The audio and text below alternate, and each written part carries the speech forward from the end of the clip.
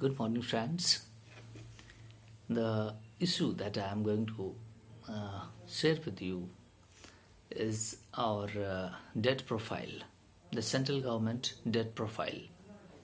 The finance minister uh, during his lecture pointed out into the Indian Parliament that how we are, uh, the managing our debt.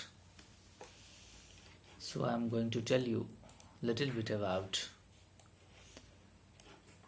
our debt profiles because FRBM Act we have adopted in 2003 FRBM Act of Indian Parliament passed by the Fiscal Deficit Budget Management Act, in which we have adopted that the central government and the state governments debt would be in the range of 60% of GDP, 40% of the center and 20% of the states. Okay, so we have crossed it.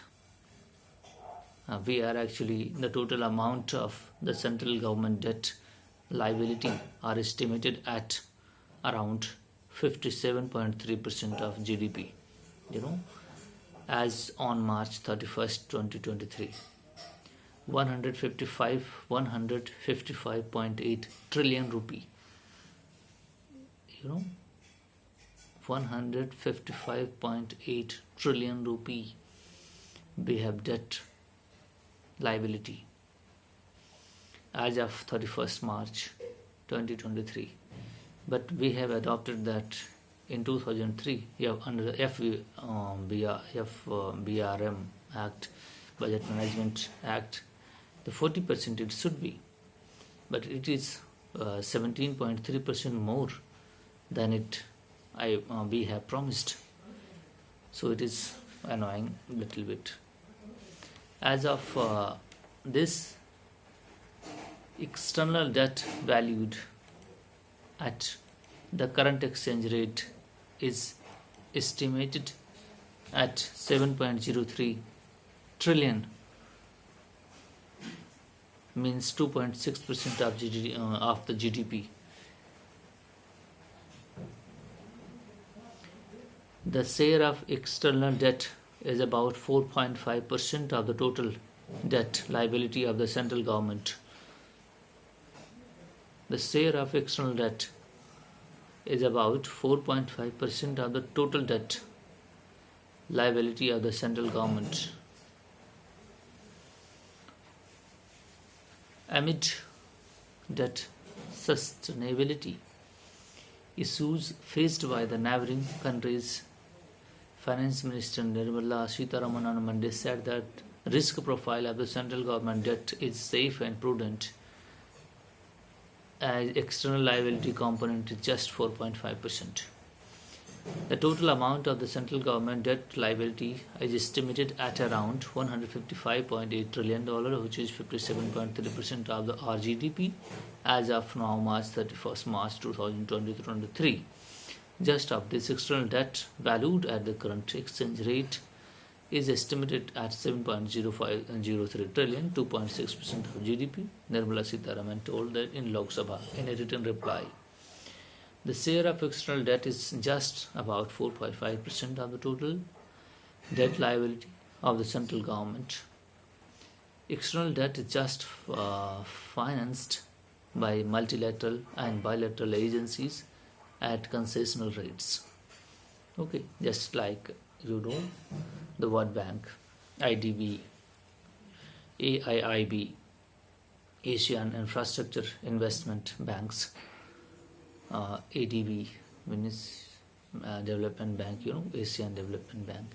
So these are banks which is offering the loans to India at the concessional rate of interest. Okay, so we are bilateral. These are bilateral and multilateral agencies are offering. Therefore, the risk profile stand out as safe and prudent because there is very less and manageable, because these are the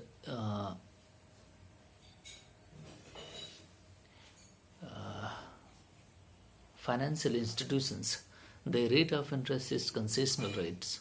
They are not commercial loans of 15% or something something else.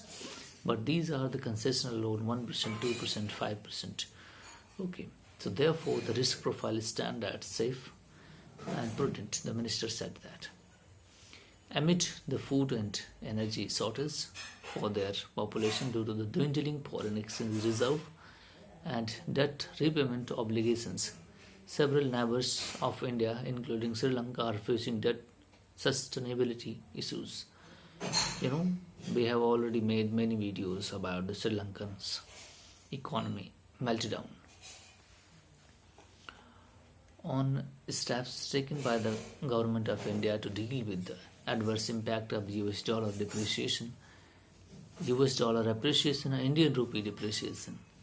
The minister said that RBI, which is Reserve Bank of India, in a consultation with the center, has announced various measures recently to diversify and expand the sources of foreign exchange, funding to mitigate the exchange rate volatility and global spillover effects.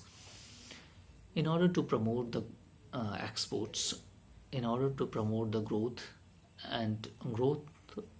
of exports from India, and to increase and to support the increasing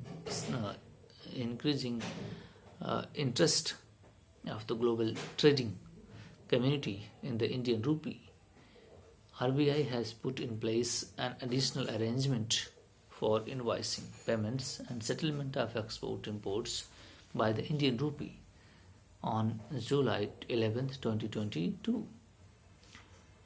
As for approvals have been granted by the RBI to domestic and foreign authorized dealers banks in 60 cases for the opening of a special rupee Vostro accounts, SRVA. These are the accounts which are being opened by the countries who is willing to local currency trade, not in the dollar trade. So India is adopting local currency trade in the Indian rupee, not to use the dollar. Okay, so bypassing the dollar because the Russia are in the sanction by the Western countries. So we are trading with Russia.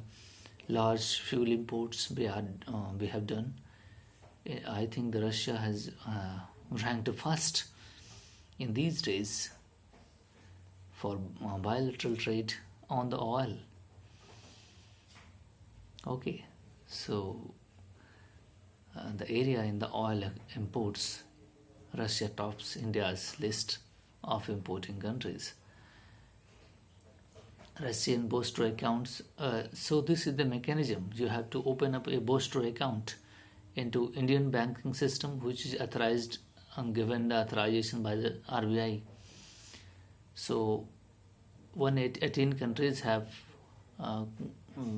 cooperated with this. I am naming the countries: Botswana, Fiji, Germany, Guyana, Israel, Kenya, Malaysia,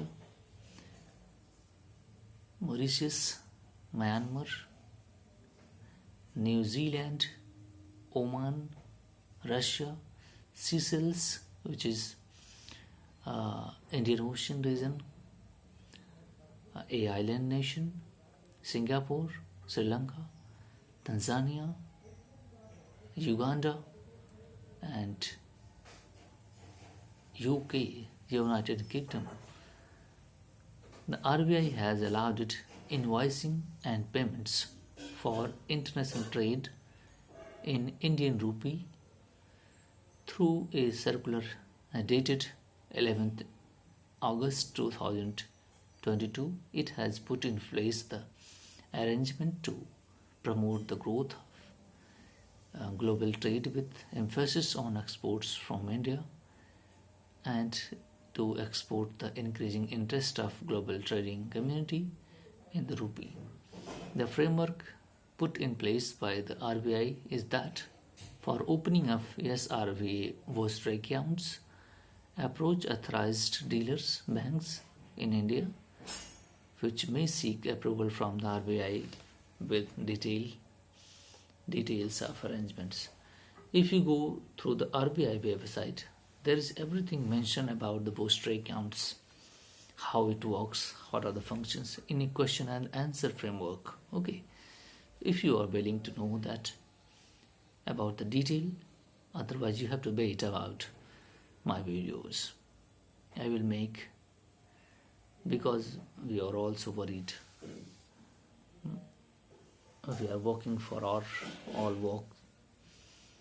We are busy to my own works, so you have to wait for this. I will make definitely these videos on the economic parameters in my subsequent videos. Thank you very much.